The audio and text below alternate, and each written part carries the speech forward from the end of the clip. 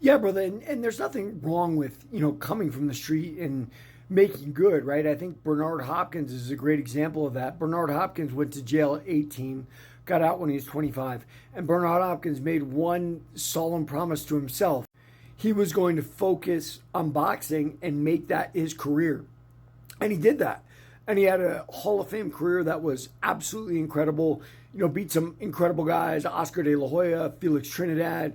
I think he beat Roy Jones when he was older, right? He lost to Roy Jones when in his first crack at a world title. And I think that shows you the kind of resilience Bernard learned in prison. Like, Bernard learned, like, you don't give up, you just keep going with what you've got.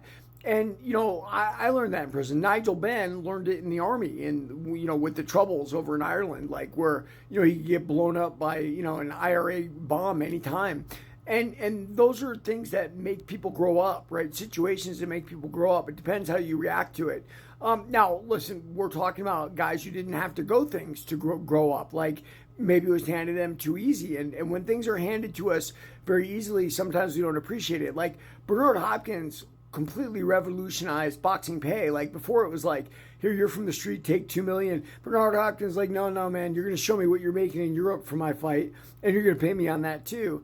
And I think that was very cool and a first in boxing, if you will. So, a lot of boxers might come from the streets, but they leave those streets behind to focus on something positive. And, boxing is one of those things. It's positive all the way around. And it's easy to get seduced by the streets. I mean, I did, right? Like, I got sucked into my criminal world, fast money, fast drugs, prostitution, real easily. And any human can do that because of temptation and the human condition down here. So it takes a lot to discipline yourself to say, no, I'm not going to take that today. Rather, I'm going to invest in myself, I'm going to fight my butt off, and I'm going to make something of myself. And then, when I'm older, I can look back and be proud of it. And, that's what Hopkins did. That's what any of those giant fighters did that we talk about.